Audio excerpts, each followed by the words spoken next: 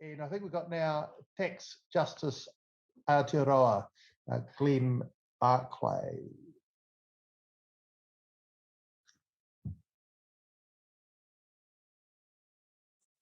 Kia ora, Glenn. I'm assuming it's Glenn. It is indeed. Tēnā koutou katoa. Kia ora. Look, we've set aside up 10 minutes for you, including any questions we may have. So I'll hand straight over to you. Kia ora. Kia ora. I'm called Glenn Barclay Gaho. I'm Chair of Tax Justice Aotearoa. We are a independent non-governmental organisation established in 2018, a partner of International Tax Justice Network, with our aim is for a fairer tax system and social justice. We intend to provide information, analysis and advocacy on international and national tax policy and law. So we welcome the well-being objectives set out in the BPS. We support all those that are there, but we're concerned about gaps and limitations. In particular, I guess we're worried about the absence of anything signalling any change in tax. The government, in the wake of the tax working group, seems to have given up on the notion of further tax reform.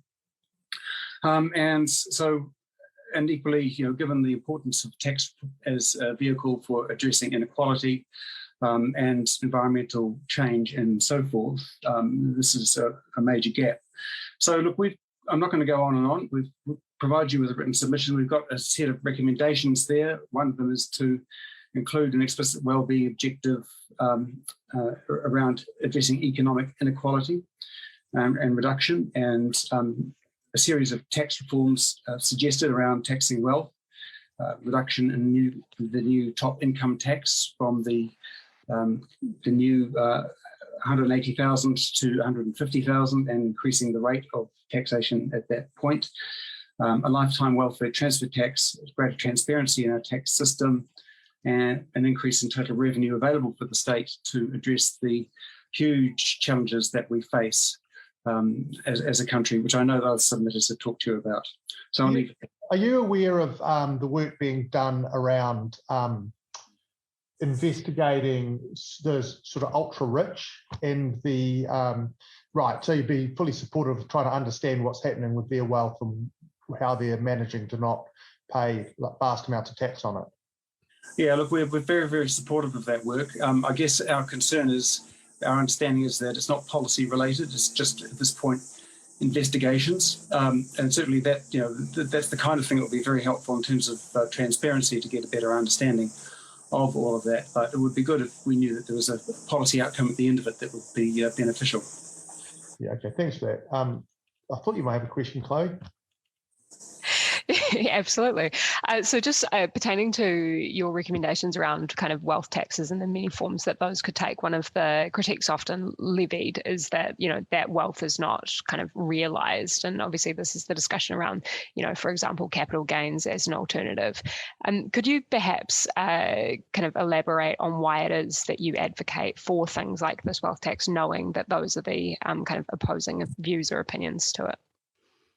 Well, look, we know that wealth generates passive returns of around 4 to 5% annually compared to incomes, which tend to grow at 1 or 2%, tending to reflect the growth in the economy.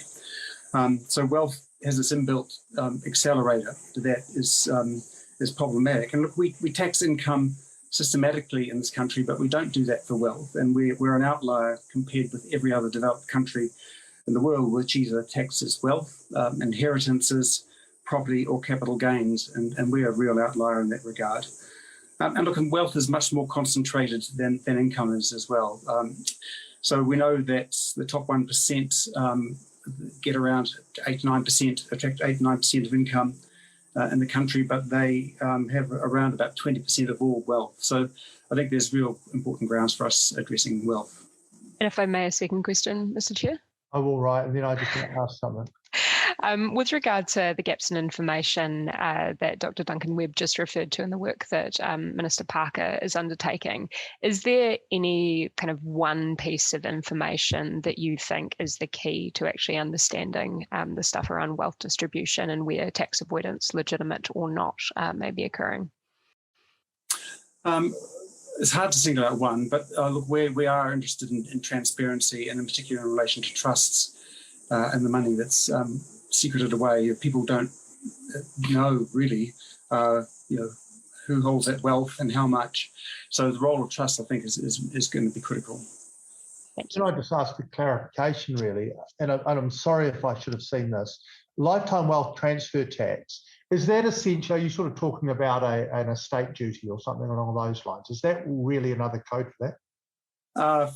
We're looking at inheritance and gifts. Right, yeah, okay, that makes sense. Okay, I just didn't understand the term, so that helps me. Thank you for that. All right, look, let's leave it there. I think it's always challenging to understand that, and we are absolutely looking at particularly the very wealthy. I know David Parker's got some real interest there. So thanks very much for your time, Glenn. Cheers. Thank you.